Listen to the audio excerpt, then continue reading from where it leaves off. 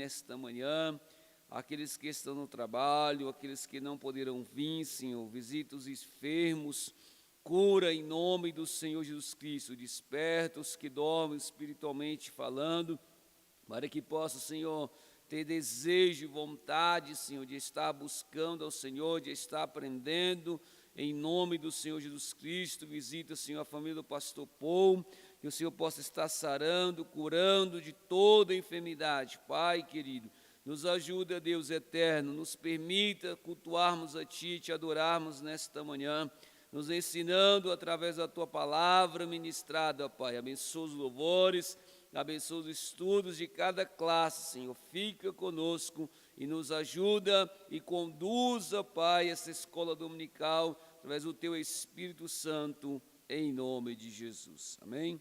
Nossa irmã Iracema, louve ao Senhor aqui com o hino 126, a irmã conhece? Os 126 bem-aventurados. As bem-aventuranças do crente.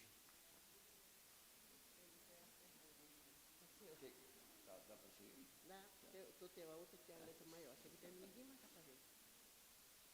Glória a Deus. Estamos irmãos para o Senhor. Amém. Vamos louvar, né, irmão? 126. Né? 126. Bem-aventurados que confia no Senhor como fez Abraão. Ele creu ainda que não via, e assim a fé não foi em vão. É feliz quem segue fielmente nos caminhos santos do Senhor. Na tribulação é paciente, esperando no seu Salvador.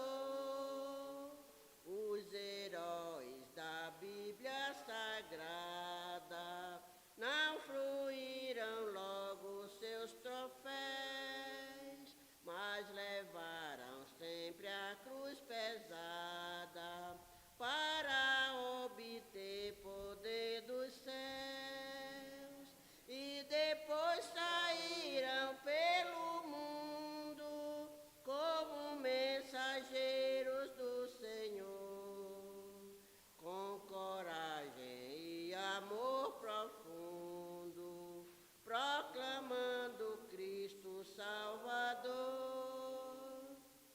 Quem quiser de Deus ter a coroa, passará por mais tribulação. Às alturas santas ninguém voa sem as asas da humilhação. O Senhor tem dado aos seus queridos parte do seu glorioso ser. Quem no coração for mais ferido, mais daquela glória há de ter. Quando aqui as flores já fenecem, as do céu começam a brilhar. Quando as esperanças desvanecem, o aflito crente vai orar.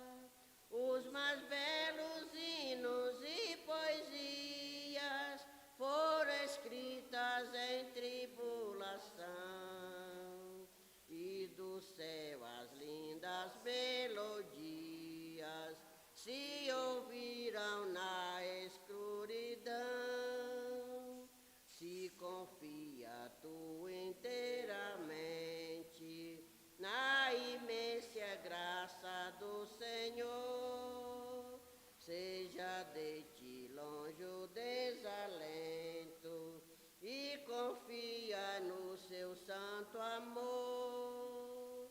Aleluia, seja a divisa do herói todo vencedor, e do céu mais forte vem a brisa que te leva ao seio do Senhor.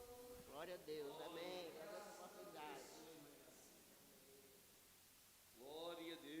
aleluia, Jesus. Vamos colocar de pé, igreja. Hoje estaremos estudando a lição de número 2, 10 de outubro de 2021. Para quem não tem a revista, nossa leitura bíblica em classe está em Atos, capítulo 1, Atos 8, versículo 1 ao versículo 3, depois Atos 22, versículo 4 ao versículo 5, Atos 5, depois Atos 26, versículo 9 ao versículo 11. Título da lição: Saulo de Tarso, o perseguidor. Textuário: E Saulo, respirando ainda ameaças e morte contra os discípulos do Senhor, dirigiu-se ao sumo sacerdote. Atos 9, versículo 1. Verdade prática.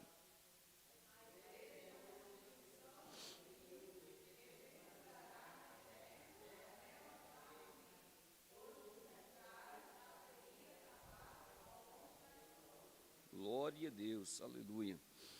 Atos 8, versículo 1. E também Saulo consentiu na morte dele, Estevão, e fez-se naquele dia uma grande perseguição contra a igreja que estava em Jerusalém. E todos foram dispersos pelas terras da Judeia e da Samaria, exceto os apóstolos. Versículo 2.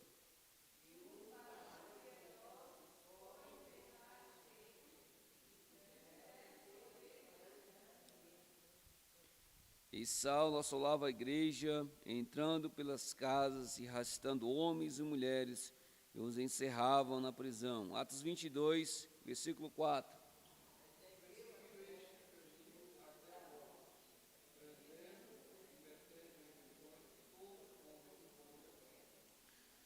Versículo 5. Como também o sumo sacerdote me é testemunha, e todo o conselho dos anciões, e recebendo destes cartas para os irmãos, fui a Damasco para trazer manietadas para Jerusalém aqueles que ali estivessem, a fim de que fossem castigados. Atos 26, versículo 9.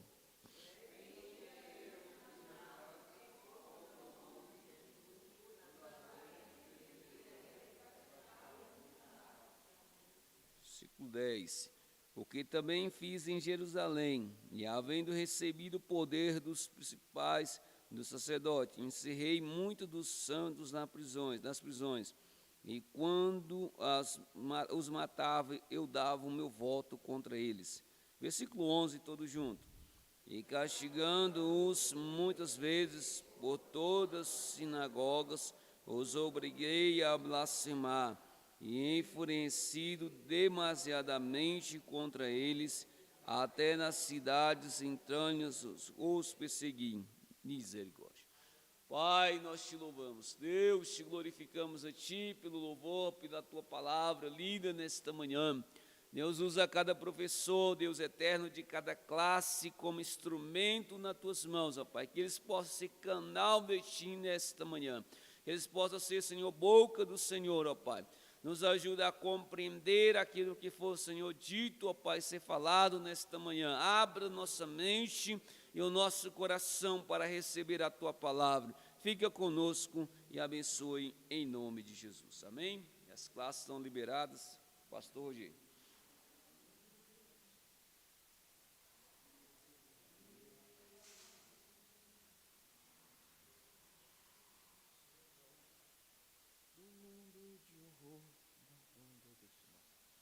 A paz do Senhor Jesus. Bom é estarmos mais uma vez para aprendermos da palavra de Deus nesta manhã.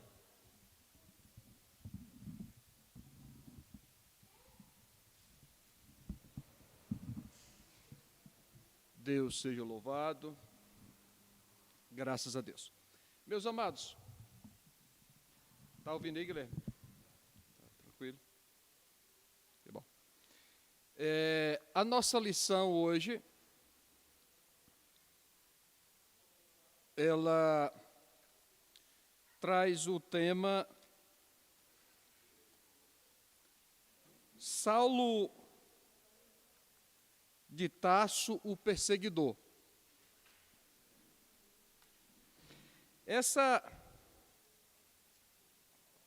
Esse tema, o tema central da lição deste trimestre, é o apóstolo Paulo.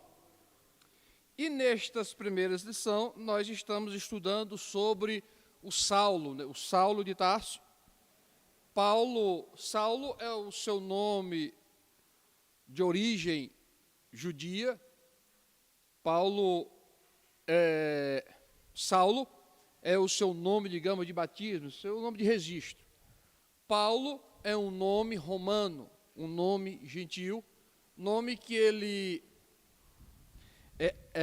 traz para si quando ele recebe o chamado, né, de Cristo para levar o reino de Cristo às nações mais distantes, aos povos, aos conhecidos gentios, o qual nós nos encontrávamos antes, nós éramos gentios. Apesar de não existirmos na época de Paulo, mas nós somos de origem gentia.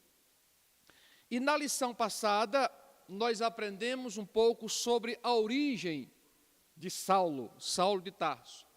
Nós aprendemos que Paulo nasceu na cidade de Tarso, capital da Sicília, que ficava na região da Ásia Menor. E Paulo, ele foi instruído. Paulo, mesmo tendo nascido ele na Sicília, uma região bem distante de Jerusalém, Paulo, ele era judeu. Como nós aprendemos, ele era da tribo de Benjamim. Benjamim é o filho mais moço de Jacó, o último filho de Jacó com sua amada Raquel. E por que essa importância de falar da tribo que Paulo fazia parte? Porque para que nós possamos conhecer e entender a história, Paulo, como judeu, ele precisa ter a sua árvore genealógica. Um judeu só é judeu se ele tiver a sua árvore genealógica, se ele souber de qual tribo ele é. Quando nós falamos hoje, do século XXI, de judeus, nós estamos falando dos judeus filhos do filho de Jacó, que denominou-se a tribo de Judá.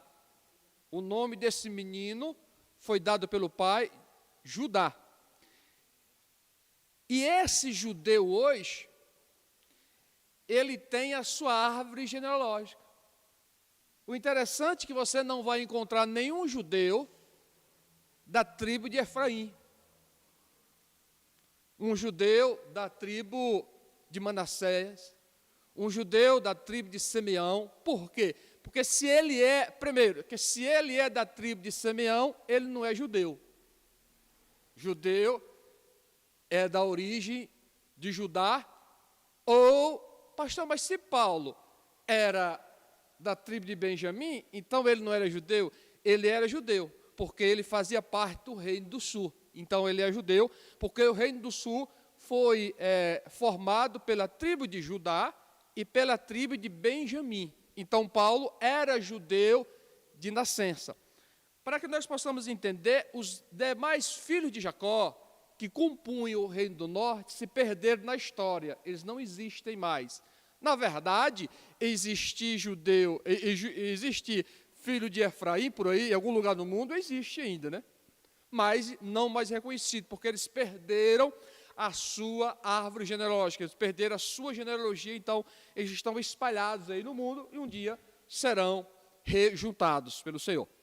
Então Paulo, ele se identifica, ele diz: eu sou judeu, aí, e ele faz questão de dizer: eu sou fariseu, porque na religião judaica, que ele seguiu a Torá, que é a Bíblia do judeu da época, que são os 5 primeiros livros da Bíblia, que nós conhecemos hoje como Pentateuco, naqueles dias de Paulo era o rolo.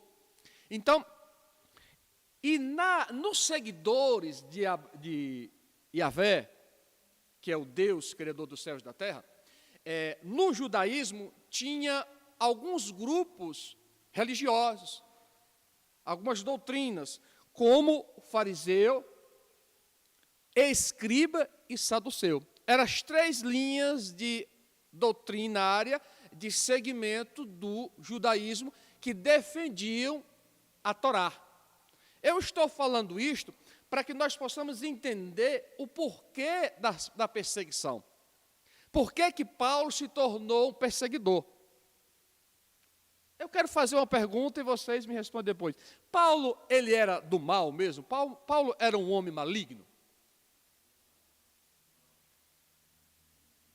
Paulo, ele era um bandido?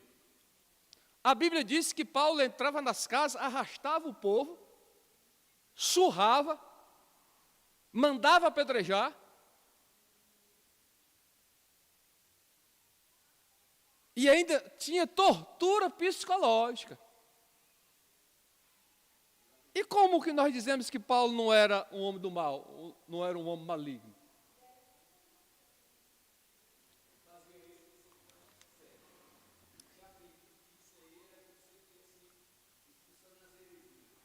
Vamos chegar lá.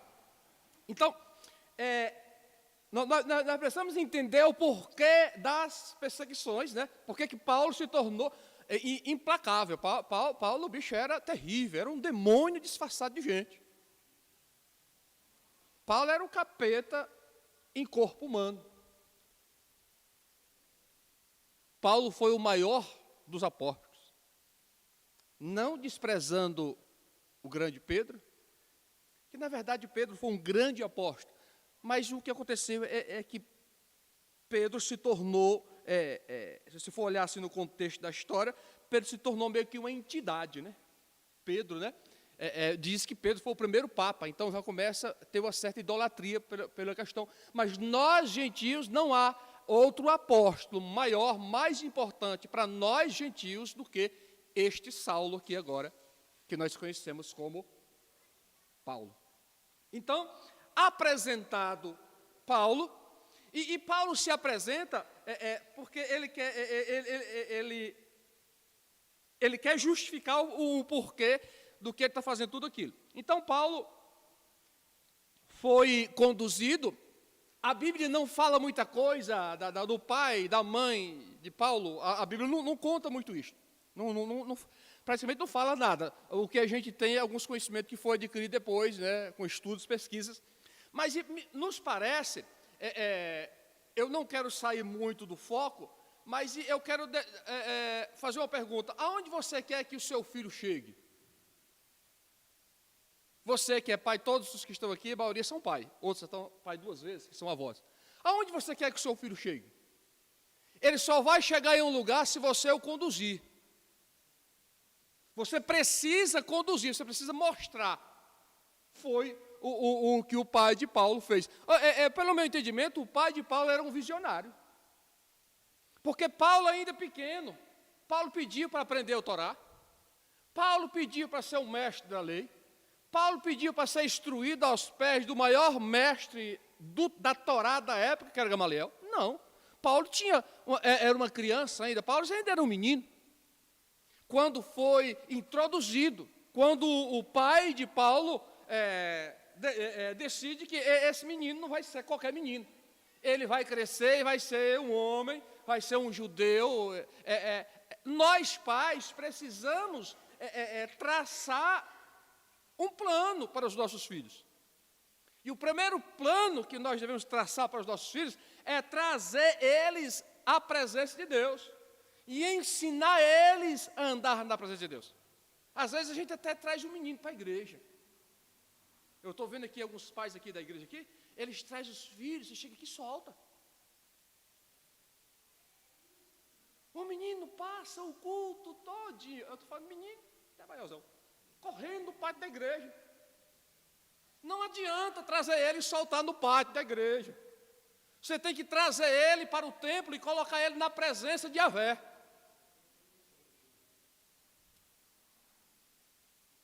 Foi isso que o pai de Paulo fez. Paulo, para se tornar este grande homem, ele teve uma base. ou melhor, vamos deixar Paulo para depois, que Paulo vem depois. Nós estamos falando de Saulo. Saulo, para se tornar o Saulo de Tarso, ele teve uma base. Alguém decidiu que ele seria alguém, seu pai, quando leva e determina que aquele menino não seria um judeu comum. E ele traz Saulo para aprender da Torá. E Saulo, ele falava alguns idiomas. Era comum naquela cultura daquela época, diferente da de hoje. Hoje nós só falamos o português com as suas, com os seus, me ajuda aí, com os seus sotaques, né? Eu sou lá do Nordeste, tem hora que eu falo meio arrastado. Aí o outro é aqui de Minas Gerais, tudo português, mas com o seu sotaque, é só o que nós temos. Mas naquela época era comum uma nação falar 2, 3 idiomas. Por quê? Por causa das constantes ocupações. Foi o que aconteceu com o Judá, com o reino, né, com o povo de Abraão. A língua materna, a língua original do povo de Abraão, dos filhos de Abraão, era o hebraico. Mas eles também aprenderam a falar o aramaico. Quando foram transportados para a Babilônia. Lá na Babilônia eles aprenderam a falar o aramaico. Então, quando o meninozinho nasceu, porque lá os meninozinhos continuavam a nascer do mesmo jeito, eles falavam o hebraico e falavam o aramaico, que era a língua local da época. Quando eles são transportados da Babilônia para de volta a Jerusalém, eles voltam falando as duas línguas. A língua materna, que é o hebraico, que eles não abriram mão, e a língua da terra lá do aramaico.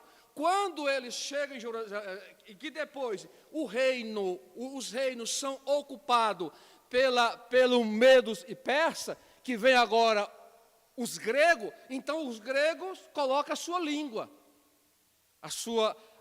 Nos dias que Paulo nasce, falava-se oficialmente 3 línguas. O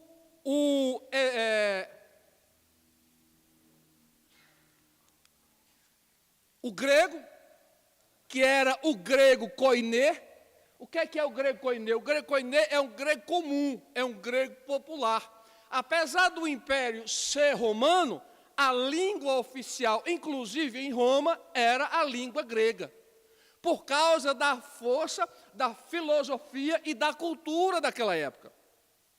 E em Jerusalém se falava 3 idiomas, mas o culto em Jerusalém, o culto a Yahvé em Jerusalém, ele era realizado no hebraico.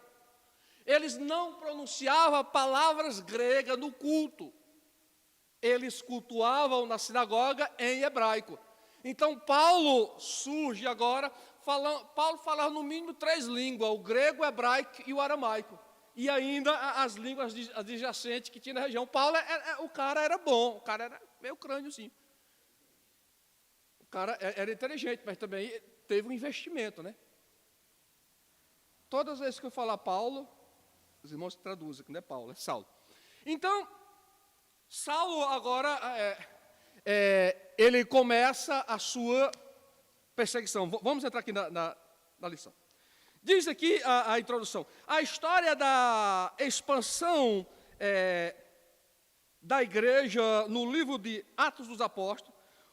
Um fariseu zeloso, Saulo de Tarso, este tinha perseguido prestígio religioso e cultural entre os judeus. Por isso, ele ganhou carta branca das autoridades religiosas para perseguir os seguidores de Jesus. Assim, torna-se um implacável perseguidor da igreja de Cristo no primeiro século. É o que estudaremos nesta lição. Então, Paulo se torna um implacável perseguidor. Paulo faz isto, não como os irmãos falaram muito bem, não porque ele era um bandido. Paulo não era um bandido, apesar de que o comportamento dele merecia uma taca. cara era mau, o cara era maligno. O cara vê um homem cheio de Deus ser apedrejado a seu mando, que foi o caso, né, que vamos ver daqui a pouco, de Estevão. Mas Paulo fazia isso por amor a Yahvé. Paulo fazia isso por amor à Torá. Paulo defendia que a Torá era a única religião correta que existia, era a religião judaica. O único livro a ser observado era a Torá. Só que ele aprendeu a Torá por Gamaliel. Ele não aprendeu a Torá ensinada pelo Espírito Santo, porque na Torá já apontava o Cristo, na Torá já mostrava o Cristo, mas o judeu não conseguia enxergar. Os judeus esperavam o Messias e acreditavam, os judeus nunca duvidou. Eles nunca duvidaram, que estão esperando até hoje a vinda do Messias. Porque eles, sabendo que viria o Messias, eles já mentalizaram como seria o Messias. O Messias será da tribo de Judá. O Messias nascerá no território de Judá. Esse Messias, ele tem que ter origem davídica, senão não é bíblico. Aí nasce um menino de um casamento confuso, de uma jovem adolescente, casada com um homem mais velho, que a coisa não ficou bem explicada. Nasce na cidade de Belém, foi posto, seu berço é uma cocheira, falando aqui um popular mais correto, e ele disse que é Messias. Não bate com a visão que eles imaginavam, porque eles esperavam um rei. Um rei vem de onde? Do trono. Um rei tem que nascer pelo menos num berço, né? E tudo depunha contra Jesus. Aí esse menino, ainda recém-nascido, foge para o Egito, e quando ele volta do Egito, ele vai para onde? Para a cidade de Nazaré. O pior lugar de se criar alguém, Nazaré. Nazaré era pequena, pobre e miserável. Pensa no lugar pobre. Nazaré, ela tinha aproximadamente 100 metros de largura ao tamanho da cidade e 300 de comprimento. Na insignificante Nazaré. Aí agora esse Jesus surge, esse Jesus vem ao mundo, eu não sei por que razão, talvez um plano de Deus, que apesar de Saulo ter aproximadamente a mesma idade de Cristo, um pouco, talvez uns 5, 6 anos mais velho, mas Paulo nunca viu a Cristo. Olha só aqui. Eu acredito que aí já tinha um plano de Yahvé. Não sei. Né? Porque Paulo não conheceu a Cristo. Paulo não viu a Cristo. O que Paulo tem de Cristo é o que veio depois. Porque até então Saulo não conhecia Cristo.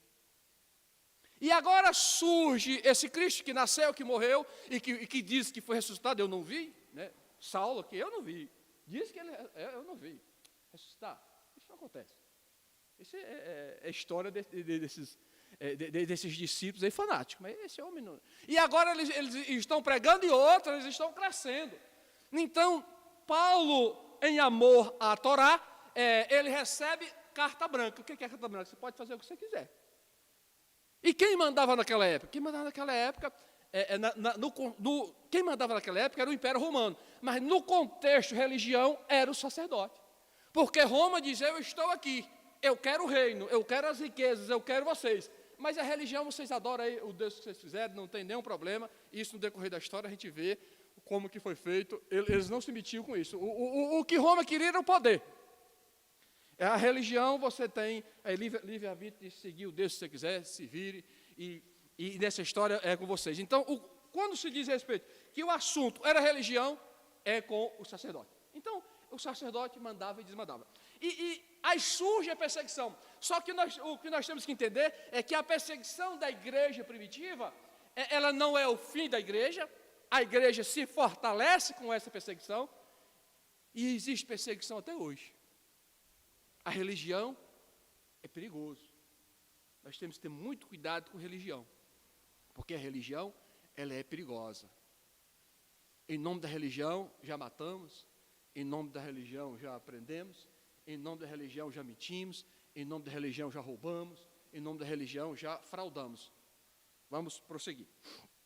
Então, eu estou aqui agora meio defendendo Saulo, né? Estou meio que justificando porque que Saulo era tão ruinzinho. Porque só que Saulo era ruinzinho e nós estamos no mesmo caminho de Saulo. Prossigamos. O primeiro tópico, eu vou adiantar agora porque eu já falei tudo no primeiro tópico. O primeiro tópico diz, Saulo de Tarso, o perseguidor implacável. Saulo se descreve como blasfemo, perseguidor e opressor de homens e mulheres sem qualquer compaixão. Ele acreditava piamente que com esse comportamento estava agradando a Deus, apoiado pela casta sacerdotal, apoiado pelos maiores. Então, Paulo tinha convicção de que ele estava agradando a Deus, porque ele estava sendo zeloso pela Torá. Então, Paulo não fazia isso porque ele era do mal. Paulo fazia isso porque ele era um crente. Pensa num crente xiita, num crente que tudo é pecado, num crente que tudo está errado. Assim era Paulo. Então, em nome do zelo da Torá, Paulo fazia isso. Para que nós possamos entender, o zelo que eles tinham pela Torá é completamente diferente do zelo que nós temos pela Bíblia hoje. Às vezes a Bíblia, dá até pena olhar para ela, está tão cheia de poeira, né? Lá em qualquer lugar, toda rabiscada, riscada. Eles jamais rabiscariam uma letra que fosse da Torá. Eles tinham tanta reverência à Torá e a Yahvé, que eles não pronunciavam o nome de Deus. Tamanha era a importância da existência de Deus, que eles evitavam a pronúncia. Então, qualquer coisa que se fale contrário é blasfêmia. Por isso que Paulo oprimia a ponto de eles blasfemarem. Blasfemaram contra quem? Contra Cristo. Porque se blasfemou, então já está perdido, já está... Porque eles eram zelosos. Diferente de nós hoje, que não temos muito zelo, muitas vezes nem de ler a Bíblia, né? Nós às vezes somos até meio assim, porque nós nem lemos a Bíblia. Aí para a gente disfarçar, a gente coloca uma pregação, porque, não, mas não vale, a pregação não vale. O que mais importa é a leitura da palavra. Não existe outra coisa. Não existe nada mais importante para a minha vida espiritual do que o alimento da palavra, do que ler a palavra. Não existe. Não existe. Não existe conhecimento maior do que a palavra. Não existe conhecimento maior do que o que está na palavra. Não existe alimento mais saudável do que este alimento, ele é finite. Você não engorda, você não fica obeso, você não fica magro, você não adoece. Ele é o equilíbrio, a palavra de Deus. E Paulo, ele tinha zelo por esta palavra. Paulo, ele tinha cuidado desta palavra, por isso que ele agora vê os crentes da época, os discípulos de Jesus, como contrário ao que estava na Torá, e a Torá deveria ser respeitada e deveria ser cultuada. No subtópico 2, tópico 1, subtópico 2, as ameaças de Saulo. A expressão respirando ameaças e morte, descreve Saulo de maneira figurada, como uma fera selvagem que ameaça a sua presa. No texto de Atos 9, 21, o perseguidor era visto como um exterminador. Quem já assistiu o filme Exterminador do Futuro? Com Arnold Schwarzenegger? Aquela perseguição, queima e o cara fica lá só esqueleto. Essa aqui foi o autor aqui da revista coloca, mas era isso que ele era exterminador. Quando dizia, lá vem um sacerdote, eles ficavam com medo. Mas quando dizia, lá vem Saulo, eles corriam. Eles não tinham medo, eles corriam, porque o bicho era bruto. Ele chegava e descia o cacete mesmo, e não andava só. Ele, além de ter a autoridade do sacerdote, ele ainda, às vezes, andava acompanhado com alguns soldados romanos, que era para garantir o sucesso da sua caça. Ele era um predador mesmo de crente. Mas, tópico 3, subtópico 3. Por que Saulo perseguia os cristãos? Os motivos que levaram Saulo a se tornar um perseguidor inclemente contra os seguidores de Cristo era o zelo destrutivo pela Torá e suposto fato religioso que Jesus talvez fosse um blasfemo.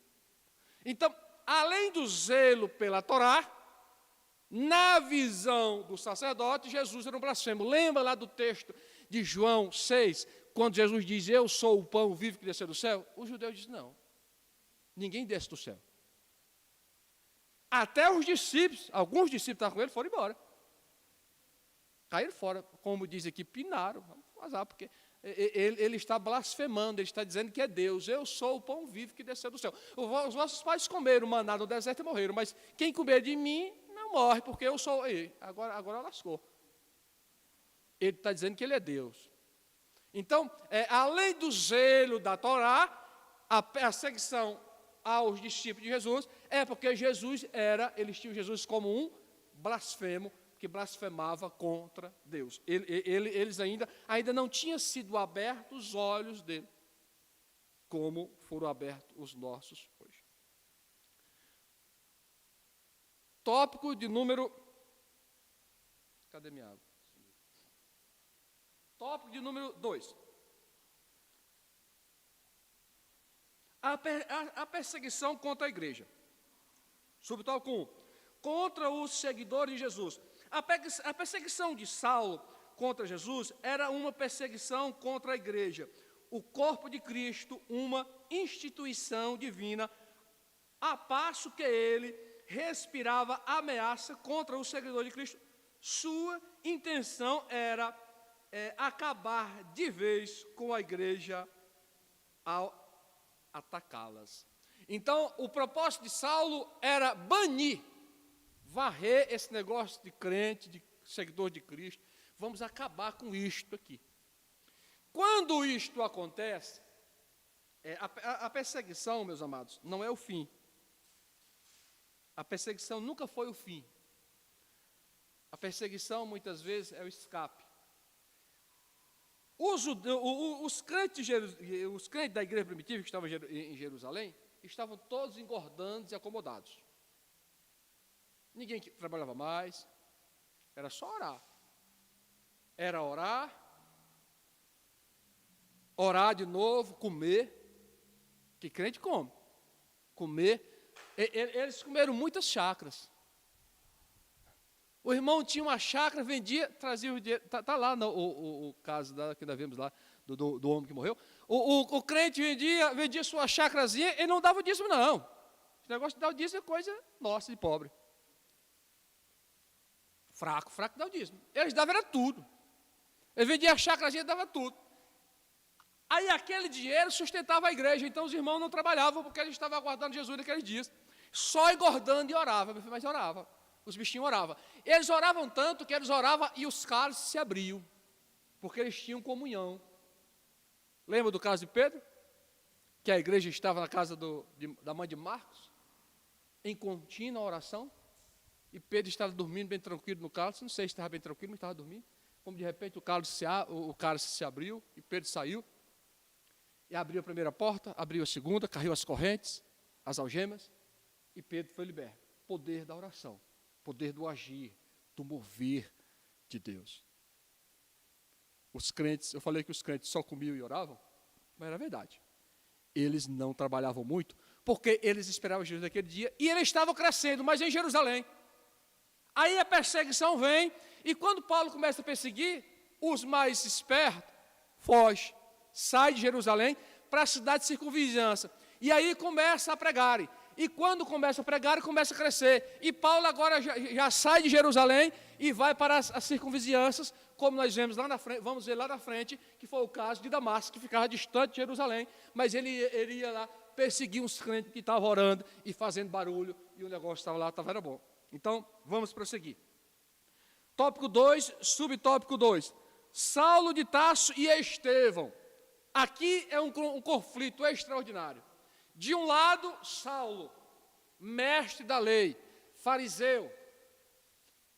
Paulo tinha mais sabedoria do que Estevão, mas Estevão não era idouto, Estevão não era um matuto. Estevão, se você vê o discurso de Estevão lá em Atos dos Apóstolos, Estevão fala da Torá, Estevão descreve a Torá. Estevão fala dos profetas lá no discurso. Estevão não tinha o conhecimento de Paulo, mas Estevão tinha o que Paulo não tinha: a sabedoria e a ação do Espírito Santo. Eita, pensa num homem que pregava cheio do Espírito. Estevão. E Paulo, vendo aquilo, é uma ameaça, porque os outros estão pregando, mas não faz tanto barulho. Agora esse Estevão não, o cabra é atrevido. Ele prega e prega com ousadia. Ele prega e as pessoas ouvem. Ele prega e as pessoas seguem. Ele prega e as pessoas escutam. Então chegou a hora de Estevão. Depois do discurso de Estevão, Estevão foi pego a consentimento, a mando de Saulo. Saulo estava lá.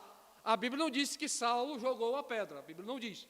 Mas a Bíblia diz que Saulo consentiu, e quando terminaram de executar Estevão, jogaram o manto de Estevão dos pés de Saulo. Aqui, Saulo, teu prêmio.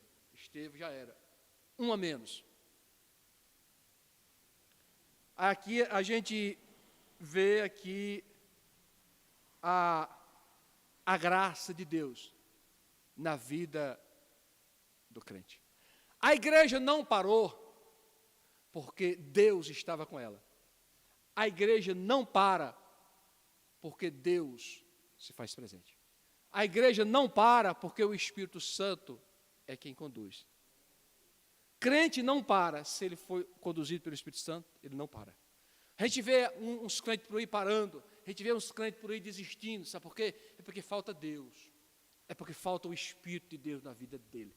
Porque um crente cheio do Espírito de Deus, ele não para, ele não se deixa bater, ele pode até ter medo, o medo é comum, mas ele não se acovarda, mas ele não nega, ele continua sendo crente, ele continua sendo fiel, ele continua divulgando este Evangelho. Por isso que esta igreja não parou. Não parou porque elas criam em Cristo, não parou porque elas criam que Jesus era o Filho de Deus, e não parou porque eles receberam o Espírito Santo de Deus.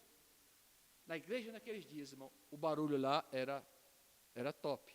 O negócio lá não é igual hoje. Né? O irmão fala línguas estranhas, você... Misericórdia. Será que é língua estranha mesmo? Ainda usa a Bíblia, vamos julgar. A Bíblia vai julgar. Se a língua é estranha.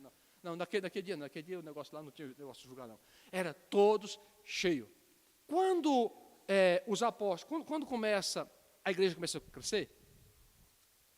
Outra coisa, às vezes a gente reclama, eu não sei, a igreja tem tanto problema. Se a igreja não tiver problema, está correndo errado. Aonde tem gente, tem problema. Aonde tem gente, tem problema. Se você quiser viver em um lugar que não tem muito problema, vá pastorear ovelha, gado. Evite os bodes, que os bodes são meu problema. Mas aí não tem problema. Cavalo, jumento, mas se é gente, tem problema. Porque onde tem gente, por quê? Por quê, pastor? Porque a gente pensa. Nós pensamos. Nós agimos, nós reagimos, positivo, nós reagimos. Então, quando a igreja começa a crescer, começa a ter problema. Aí escolheram alguns diáconos. Olha só, e diz até a palavra que escolhemos entre nós alguns homens cheios do Espírito Santo, para que nós nos dediquemos à palavra e eles cuidem desses pormenores. E um desses diáconos que foram escolhidos era o Estevinho. O homem era cheio, transbordava. Os crentes daquela época transbordavam do Espírito Santo. E o mesmo Espírito Santo está liberado hoje para o crente que quiser transbordar e ser cheio do Espírito Santo hoje. Está liberado, a porta está aberta, é só se encher, é só se abastecer. Voltamos aqui para a perseguição. Tópico 2, subtópico 3. Uma intolerância religiosa e política contra a igreja atual. Nós precisamos entender duas coisas: conflito e perseguição. Nos dias da igreja primitiva, o que Paulo praticava era perseguição. Depois de Saulo, passou a existir conflitos. Depois ameniza os conflitos e volta às perseguições de novo. Nós pentecostais, somos oriundo de uma perseguição religiosa. Vou explicar para vocês daqui a pouco. O subtópico 3, uma intolerância religiosa e política contra a igreja. A igreja atual continua a despertar fúrias de certas autoridades políticas e religiosas que não aceitam a mensagem de libertação e vida que o Evangelho proporciona. Agora, o autor da revista sai agora um pouco do plano de Saulo e traz a perseguição de Saulo para os nossos dias hoje. Então, o tópico 3, para finalizar, diz assim: quando um sistema se volta contra a igreja,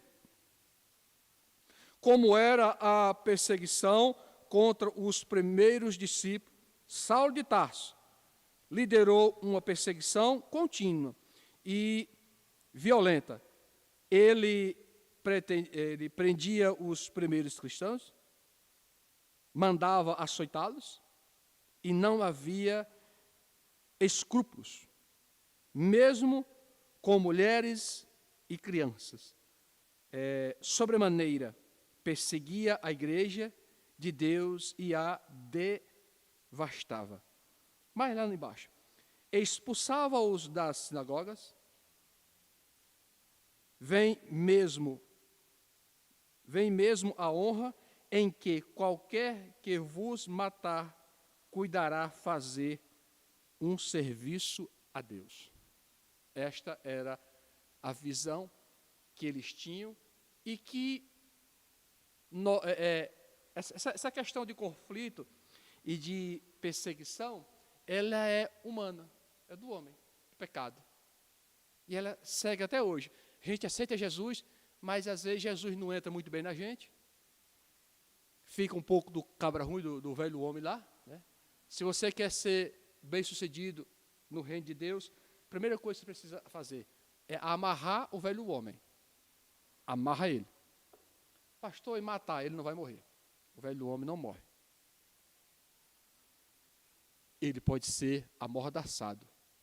Ele pode ser algemado. Amordaça ele e você vai ser vitorioso. Sabe por que o velho homem não morre? Porque nós pecamos.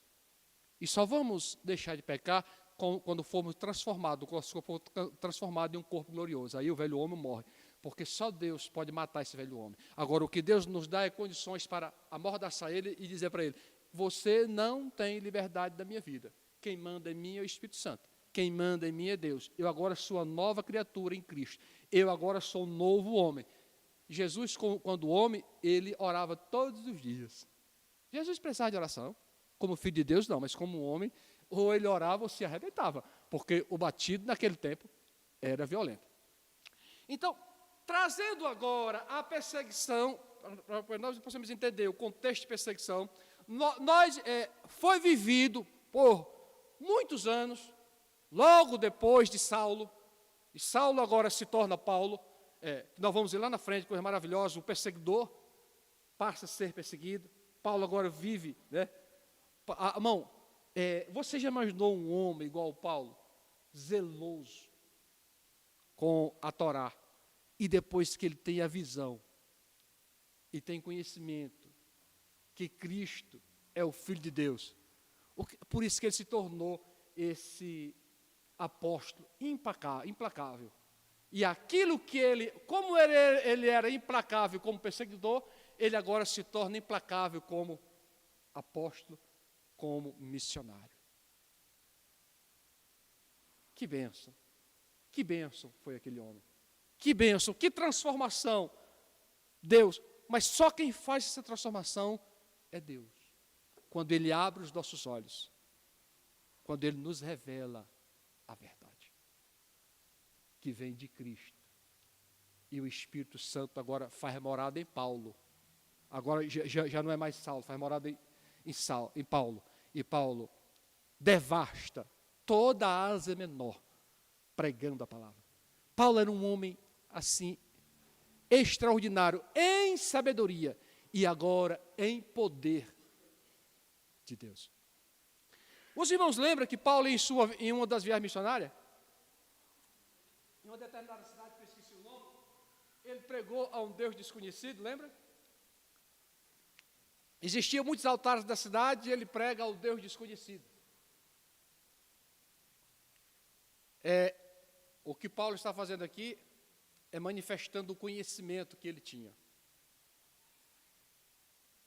Nós pentecostais, eu fui ensinado assim, nunca segui muito, mas por um tempo eu segui, porque que a letra mata. Nós pentecostais aprendemos, eu fui ensinado assim, eu fui doutrinado assim, que a letra mata. E ainda usa Paulo, que diz que o que eu tinha, tudo era esterco. E era. Sem Deus, o que Paulo tinha era esterco, todo conhecimento. Mas com Deus, o conhecimento de Paulo. Quando Paulo prega, eu não lembro mais o local, que chegou na cidade, tinha vários altares a vários deuses. E tinha lá um lugar reservado ao Deus desconhecido. Você sabia que aquele Deus desconhecido existia? Aquele Deus desconhecido existia. E Paulo conhecia a história. E Paulo agora diz, o Deus que eu prego é o Deus desconhecido. Na cidade de Antenas. O Deus que eu prego é o Deus desconhecido. Quem era o Deus desconhecido? Yahvé. Deixa eu explicar para você algo. No ano 300 aproximadamente, antes de Cristo, essa data não é exata, em uma certa cidade do território de Atenas, da Grécia, não Atenas, da Grécia, houve uma grande enfermidade, uma pandemia. Estava matando todo mundo. Uma doença, uma enfermidade. E eles adoravam e queimaram incenso a todos os deuses. Eles adoravam a todos os deuses. E nada aconteceu. E preocupado com a mortalidade que estava avançada, se reuniram, o que vamos fazer? Porque já oferecemos culto a todos os nossos deuses e nada sana. Aí vamos formar uma comitiva e vamos enviar um mensageiro até aquele profeta que mora nas montanhas. Pedir um conselho a ele, quem sabe ele nos dá um conselho. E foram. E se aconselharam com o velho profeta que morava nas montanhas, era aquele bicho do mato, mas era profeta. Aí o profeta disse, vocês vão voltarem, vão pegar algumas ovelhas e colocar no curral por alguns dias, 3 dias, sem comida e sem bebida. Depois vocês soltam elas. As que saírem para pastar, vocês deixam pastar. Aqui, não pastar, deitar, vocês vão construir um altar e dedicar este altar ao Deus desconhecido e vão sacrificá-lo sobre ele. E a praga vai passar. Eles fizeram assim, isso não está na Bíblia, isso é história, mas é real. É tão real que está lá o altar do Deus desconhecido. Aí fizeram lá o altar, ofereceram sacrifício e a peste acabou. Quando na construção, agora da cidade de Atena, que foram construir os altares, fizeram a cidade, construíram vários altares, e um certo estudioso, analisando aquilo, viu todos aqueles altares. Mas nos seus estudos, ele descobriu, em uma certa região, isso já muitos anos depois do acontecido, alguns altares que estavam perdidos no mato. E ele começou a pesquisar, aí contaram a história. Foi quando contaram para esse estudioso a história. Não, este altar é que aconteceu em tal época, assim, assim, assim, assim. Então, se isto aconteceu, por que vocês também não constroem aqui um altar para o Deus desconhecido? O altar não existia, mas o altar foi construído por causa dessa história, por causa desse historiador que descobriu a história e que existiu um Deus. Então, Paulo, sabendo disso, agora diz, não, o Deus que eu prego é o Deus desconhecido. E o povo de Atenas sabia a história, não conhecia o Deus, mas sabia a história do Deus desconhecido. E Paulo diz, esse Deus. Então, aqui nós vemos aqui que não é só o Espírito Santo, é a sabedoria também que ele aprendeu. Isso aqui não foi revelação do Espírito Santo. Existia lá o Deus. Mas o Espírito Santo diz, não, tu vai usar esse argumento. Tu conhece a história, o Deus desconhecido é real, você conhece, e você vai apresentar a eles. Aí nós temos o entendimento da grandeza de Paulo, na sua sabedoria humana e na sabedoria do Espírito Santo. Aqui prevalece, o problema é que hoje, o que está prevalecendo é a sabedoria do homem. Na igreja hoje, quer fazer sucesso hoje da igreja? Traga um coach. Um coach. Resolve o problema. Não interessa se o Espírito Santo está presente. O que interessa é o coach. O que é o coach? O coach é alguém que estudou e desenvolveu essa tese. O coach. Essa metodologia. Nada mais disso. O coach é alguém que se especializou em alguma coisa. E vem. Traz um coach. Traz a esses coaches. Porque esses coaches da internet, eles têm milhões de seguidores. Traz um coach desse aqui e anuncia aí, para ver se a noite não está cheio de gente. Mas anuncia também que está cheio de Espírito Santo. Não me interessa.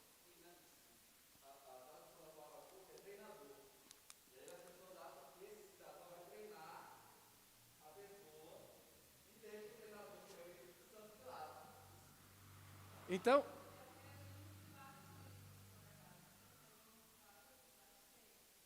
exatamente. Então, o que vale hoje não é o Espírito Santo na igreja. Infelizmente, para a maioria dos crentes, não é o Espírito Santo. São os coaches. E principalmente na área de autoajuda. Mas uma das maiores idiotices é a autoajuda. Ajuda como vencer, ajuda como ficar rico, olha só. Não tem ajuda para ficar rico, irmão. Para ficar rico, existe o teu talento, e para ficar rico é trabalhar muito e gastar pouco, economizar. É assim que fica rico. Eu já tentei ficar rico, mas descobri que eu não fico rico, porque eu sou meio idiota. Ganho pouco, gasto mais do que o que ganho, então não vou ficar rico. Mas a riqueza, primeiro, nós aprendemos que a riqueza é do diabo. Eu quero toda a riqueza do diabo. Se for essa, traz para mim. A riqueza não é do diabo, não tem nada. A riqueza é de Deus. Deus criou o mundo e a tua riqueza, tudo pertenceu. O diabo não tem nada. Mas eu, pentecostal, fui instruído que eu tenho que ser pobre. Porque quanto mais pobre eu for, mais cheio do Espírito Santo. Eu descobri que quanto mais pobre você é, mais atribulado tu é. Porque com tanta dívida, com tanta conta, eu não fiquei mais cheio do Espírito Santo porque eu sou pobre. Não. Se eu for, mas nós aprendemos que quanto mais pobre, mais humilde, mais cheio. Não. Quanto mais pobre, mais humilde, mais necessidade você tem. Então, você pode ser rico, não tem nenhum problema. Nós conhecemos a história de um dos homens mais ricos, que foi um dos homens assim que a gente lê a história e se encanta, que é a história de Jó. Que história linda. No princípio, no meio, não é. É triste. Mas que homem rico. E a riqueza dele não afastou 1 milímetro, Jó, de Deus. Jó era o homem mais rico do Oriente. Se você for calcular hoje a riqueza de Jó, dá alguns milhões. Porque naquela época, a riqueza era diferente de hoje. A riqueza hoje, quem é rico? Bill Gates. Quem é rico no Brasil, por exemplo? No Brasil, um dos homens mais ricos, eu não sei se ele é o mais rico, ele tem um patrimônio de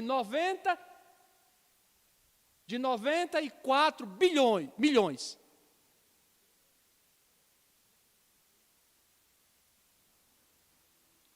Ele não sabe nem o que tem. Esse é o contexto de riqueza. Mas naquela época, ninguém, nenhum reino tinha tudo isso de dinheiro. Hoje tem. Hoje tem. Então, naquela época, o contexto de riqueza era diferente de hoje. Quer dizer, Jó, se você for calcular a riqueza de Jó, era um patrimônio formidável. O cara era top na época, porque o cara era rico, o cara era bilionário. Jó, na época, ele era considerado bilionário. O que nós chamamos de bilionário hoje é diferente do contexto. Então, em nenhum momento, Jó se distancia de Deus. Porque a riqueza não estava no coração de Jó. Quem estava no coração de Jó era Deus, Yahvé. Era Jeová. A riqueza era apenas... E ficar rico, às vezes, não fica rico quem quer. Fica rico quem tem talento. Ficar rico é um talento. Pastor, foi Deus que Deus... Não, a riqueza não foi não. Jó conseguiu. Jó tinha a bênção de Deus. Mas a riqueza... Porque quando Jó perdeu tudo, o cara ficou na miséria, não tinha nada. A única coisa que Jó tinha era uma mulher que estava murmurando. Mas um dia eu ainda vou pregar a favor da... Que mulher extraordinária. A mulher de Jó. Rapaz, aquela mulher merece um prêmio. Depois eu explico. Como que Jó ficou rico? Foi Deus? Não. Deus abençoou. Assim eu sou abençoado, você é abençoado. Mas não somos ricos. Porque nós não temos competência, mas Jó tinha. Jó perdeu tudo. Mas se você for ler lá no capítulo 42, diz a palavra que os irmãos de Jó vieram visitá-lo e trouxeram o quê? Presente. Aí começou a riqueza. Ele começou a investir. Jó era um investidor. Aí no início eu aprendi que Jó, a mãe dormiu pobre, mas saiu rico. Não. Jó, para conquistar aquela riqueza, levou aproximadamente 30, 40 anos. Foi, a Bíblia diz. Que Jó se tornou rico. E as filhas de Jó se tornaram as mulheres mais belas do Oriente. Quando uma mulher fica bela? Quando chega a tua fase adulta. Então levou anos para Jó se tornar rico. Porque ele foi investindo. Então, riqueza, quando um coach for te ensinar a ficar rico, não vai ficar rico não. Porque a riqueza é algo que vem mais do talento do que da bênção de Deus. Até porque o que Deus valoriza na minha vida, na sua vida, não é a tua riqueza, não é os teus bens, é a tua alma, é a tua vida, é você. O que Deus quer é você. Quando Ele vier buscar, Ele não vai levar a tua riqueza toda, não vai ficar tudo aqui. Ele vai buscar você, a tua alma. Ele quer a tua alma. O que Deus está interessado é na tua alma. Então a riqueza vem depois. Aí eu pergunto, mas o que tem a ver a riqueza com o negócio? Vamos voltar aqui para o negócio, voltar aqui. É porque eu entrei na área de conhecimento, então, fechando aqui, porque nesse último tópico, sobre a perseguição de hoje.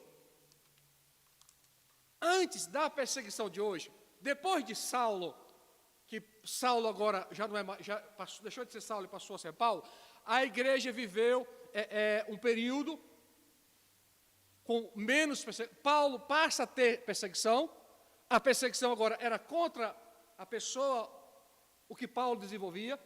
A igreja tem perseguição, mas não como a de Saulo, era diferente. E a igreja cresce, mas depois do ano 300, depois de Constantino, do Império Constantino, a igreja que nós conhecemos, que é a igreja católica que veio lá a igreja católica é a igreja primitiva, né? Que veio lá, que se transformou em igreja católica. Essa igreja viveu dias de conflitos. Já não era mais perseguição, era dias de conflito. E um dos maiores conflitos que existiu da igreja na época, o que nós chamamos da Idade Média, né, que foi do ano 400, do ano 500 depois de Cristo, até o ano 1500, 1600, quando surge a Reforma. Nesse período, a igreja primitiva, que é intitulada agora de Igreja Católica Apostólica Romana, ela vive um conflito. Já não é mais uma perseguição, essa igreja já não persegue, ela passa a perseguir, mas antes dela passar a perseguir, ela vive um conflito, que foi com os muçulmanos. Vocês já ouviram falar das cruzadas? Inclusive tem até um filme. E você é cruzado. O que era a cruzada? A cruzada era um conflito, uma guerra que existia entre a igreja apostólica católica romana e os muçulmanos. Era um conflito religioso e conflito de interesse político. Então, existe uma diferença entre perseguição e conflito. Nos dias de Saulo, era perseguição. Depois de Paulo, nos dias de Paulo, existia perseguição. Mas lá na frente, na Idade Média, existiu conflito. Não mais perseguição, mas existiu conflito. E dentro da igreja primitiva, que agora é chamada de igreja apostólica romana, existiu a perseguição. Essa igreja que antes era perseguida, ela passa a perseguir. Vocês já ouviram falar na Inquisição? A igreja passou a ser perseguida. A igreja perseguia por causa da Inquisição. Agora já não é mais conflito, é perseguição. Quando surge Martim Lutero, com as suas 95 teses, se opondo à igreja, eu não estou falando mal da igreja católica apostólica romana, estou contando a história da igreja. Porque a igreja católica apostólica romana é a nossa igreja lá do princípio, que era a igreja primitiva, que se tornou igreja católica apostólica romana por interesses religiosos e políticos. E dentro dessa igreja houve alguns inconformados, no caso aqui o padre Martim Lutero, que ele era um padre na época, o bispo, era padre. Então, ele fala das suas 95 teses, e ele agora é excomungado, ele é excluído da Igreja Católica, e surgiu agora o movimento, né, reformador, o movimento da reforma protestante. Então, a Igreja Católica agora, que era lá no princípio perseguida, passou a perseguir a reforma, os reformadores. E dentro dos reformadores, agora, a igreja reformada passa agora também a perseguir. Então, essa questão da perseguição, sabe por que isso acontece? Por causa do pecado que existe no homem. Nós aceitamos Jesus, mas não deixamos de ser pecadores.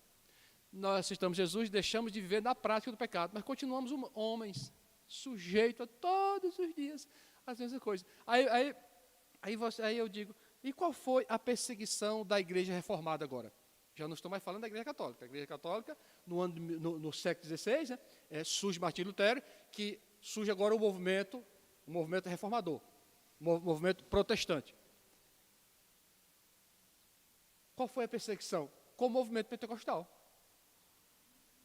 Quando surge o movimento pentecostal, que saiu da igreja reformada, por exemplo, aqui no Brasil, porque o Brasil tem a história bem clara, a Assembleia de Deus é a origem de uma perseguição. Quando os missionários Daniel Berg e Gonavig vieram para o Brasil, que eles foram para o Pará, eles foram congregar em uma igreja batista. A igreja batista é a igreja reformada, é a igreja tradicional, que nós chamamos de igreja tradicional. E lá eles começam a pregar sobre o batismo do Espírito Santo, que eles vieram cheios do poder de Deus, numa convenção que teve lá na Rua Azusa, que os irmãos conhecem a história da Rua Azusa, lá em Chicago. O pau lá quebrou, foi na alta mesmo, lá o Espírito Santo lá, o negócio lá era bom. Não, se você ler a história, você diz, meu Deus, esse povo era doido. Esse movimento lá em Chicago aconteceu em um antigo galpão velho, que era uma fábrica. Me parece, se não falta memória, era uma fábrica de marcenaria. Acabou a marcenaria e lá se juntou ponto de encontro dos crentes. Diz que os crentes ficavam tão cheios do Espírito Santo que eles rolavam no chão. Não se escandalize, eles rolavam. O babado lá era forte. E desse movimento impactante, sai e vem para o Brasil. Quando chega aqui no Brasil, Daniel Berg e Gonavig, que foram para o Pará, lá eles começaram a congregar em uma igreja batista. Vocês já conhecem essa história? Já viram essa história? Quem já ouviu falar, levanta a mão. Então tem algumas pessoas que não vamos terminar contando. Então, quer dizer, nós estamos falando de perseguição. Veio o período do conflito, e agora veio a perseguição, que a igreja católica que agora começa a perseguir o reformado, e o reformado agora começa a perseguir o pentecostal, que somos nós. Então, quando Daniel Berg e Gonavig começaram a congregar na igreja batista, que era tradicional, que eles começaram a falar do Espírito Santo, e aquele negócio todo aqui não, eles foram excluídos, ele mais 14. um grupo de 14 pessoas foram excluídos da Igreja Batista, lá em Belém, no ano de 1911. 1909. A Igreja Assembleia de Deus foi registrada em 1911, mas ela nasce em 1909. Esses 14 irmãos que foram excluídos da Igreja Batista por causa do movimento pentecostal, do batismo do Espírito Santo, foram excluídos. E eles agora abrem a Igreja Assembleia de Deus no Brasil. E a Igreja Assembleia de Deus no Brasil, eu não nasci cristão. Eu nasci cristão, mas não crente. Lá na cidade onde eu morava, crente era bode. Crente era um tipo de misto de gente com demônio. Eles comem carne, bebem sangue. O negócio lá era os crentes e crente pentecostal lá era maligno, era um cão disfarçado de gente. Então, quer dizer, é uma perseguição que vem desde lá. Então, nós que saímos nós pentecostais brasileiros, da Assembleia de Deus, somos oriundos de uma exclusão. Aí tínhamos a igreja tradicional, que é a Igreja Batista, a Igreja Presbiteriana, são igrejas maravilhosas. Por muitos anos existiu essa separação, hoje já não tem mais, graças a Deus. Hoje nós respeitamos os batistas, e os batistas nos respeitam, nós respeitamos o silêncio deles, e eles respeitam o nosso barulho, e estamos vivendo em paz. Mas nós vivíamos, eu sofri isto, porque eu participei disso, eu era católico, apostólico romano, e quando os crentes iam lá na cidade onde eu morava, tinha uma igrejazinha pertinho onde eu morava, e eles cultuavam de porta fechada. E eu, menino, se juntava com os outros e ia fazer o quê? Jogar pedra na porta da igreja. E os pais não brigavam, os pais não reclamavam. Eu participei, então, eu também já fui perseguidor. Não como Paulo, mas jogava pedra e depois corria, porque tinha medo dos crentes sair e pegar no cacete. Mas, então, essa perseguição, isso tem 40 anos que eu fiz isso.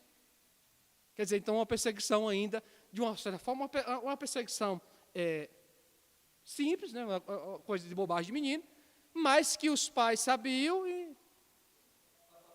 e fazia de conta que não, né? Então, não deixe de ser.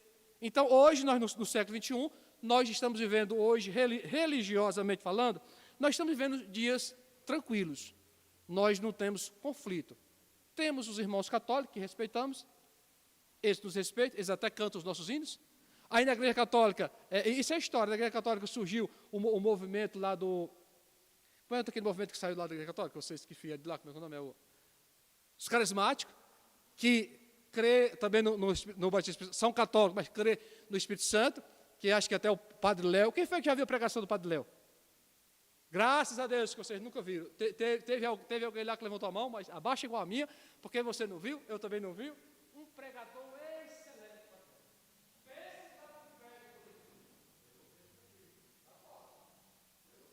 Misericórdia, isso aí tem poder. Aí, então, pastor, quando você ouve um padre, eu não costumo escutar, mas não se escandalize. Quando você escuta um padre, você escuta a teologia, a palavra. Você não está seguindo a doutrina, mas a palavra. E o Padre Léo é um pregador de primeira categoria. O Padre Léo já morreu de câncer, nós temos 10 anos, não sei se tem tudo isso, mas não aconselho vocês a ir atrás, para vocês não correrem o risco de voltar. Mas o cara é top, o Padre Léo é fantástico. E eu conheci o Padre Léo através de um irmão da Igreja Presbiteriana, tradicional. Então, quer dizer, hoje nós vivemos em paz. Então, a Igreja Católica hoje canta os nossos hinos. A Igreja Católica canta os nossos hinos. Isso não acontecia há 50 anos atrás, isso não acontecia de hipótese alguma, não existia. Então, terminando, que era para ter feito isso há muito tempo, hoje, religiosamente, nós temos poucos conflitos, ou quase nada. O que existe, às vezes, é um conflito do crente pentecostal, talvez com o espiritismo, existe assim porque tem doutrina diferente, não estou dizendo que eles estão certos, não estão, no meu conceito não estão certos, mas nós temos que respeitar. Mas existe hoje digamos assim, uma perseguição da questão política. Porque a religião, por que, pastor, que existe hoje conflito política e religião? Porque sempre existiu. Porque não há nada na terra mais poderoso do que a religião. Sabia disso? Não existe. A religião é algo devastador, é poderoso. É poderoso. É tão poderoso que a política se uniu na época lá dos romanos. Por que Constantino estabeleceu a Igreja Católica como lei oficial? Por causa da política, o interesse e a força que sabia que a religião tinha. Então, a religião, então hoje existem alguns conflitos, hoje existem algumas perseguições de ideologia, isto é claro, e nós temos que ter muito cuidado com isso, porque existem políticos que se opõem a nós, não por causa da religião, mas por causa da ideologia, contra aquilo que pregamos que é errado, porque aquilo que é pecado para nós, eles dizem que nós não podemos dizer que é pecado, e nós temos que ter muito cuidado, senão daqui a uns dias seremos proibidos de pregar a palavra. Já existem projetos para não ter mais Bíblia, uma série de questões. Então, perseguição religiosa, hoje praticamente não tem, mas existe a perseguição, a diferença política, que eu não vou entrar desse contexto. O Flávio está falando que o ministro Barroso proibiu a questão dos missionários pregar para os índios. É porque a história ela é mal explicada, fica para um outro dia. Então, quer dizer, isso é perigoso. Nós precisamos alcançar os índios. Daqui a um dia vão nos proibir de pregar na praça, porque vai incomodar o outro lá. Então, nós temos que ter alguns cuidados. Então, nós temos que ter o cuidado contra essa perseguição, esse desentendimento entre religião e política. Obrigado. Que Deus abençoe.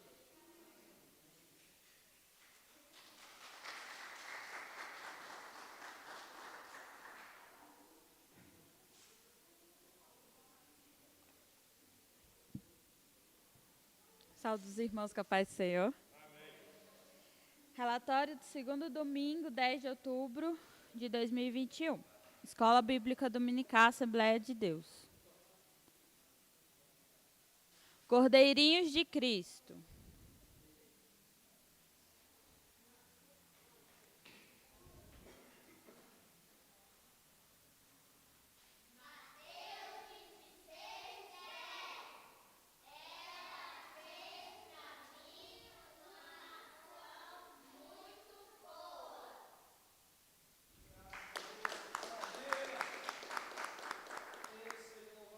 Matriculados 12, ausentes 5, presentes 7, visitantes nenhum. Total de assistência 7, Bíblias 2, revista 3, oferta 50 centavos, tiveram 58% de presença. Amigos de Deus.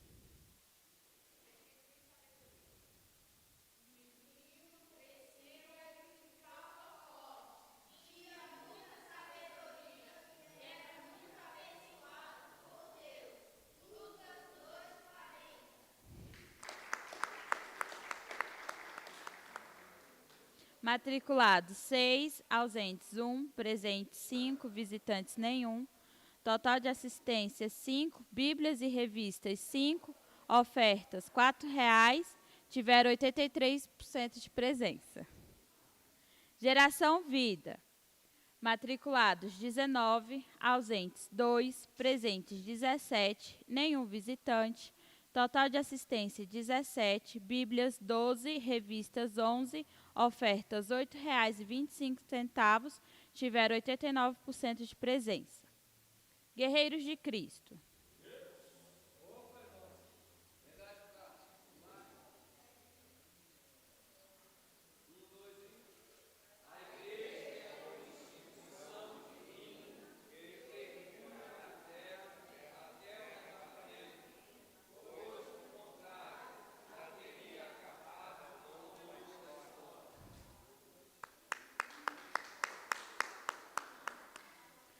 Matriculados 30, ausentes 13, presentes 17, visitantes nenhum. Total de assistência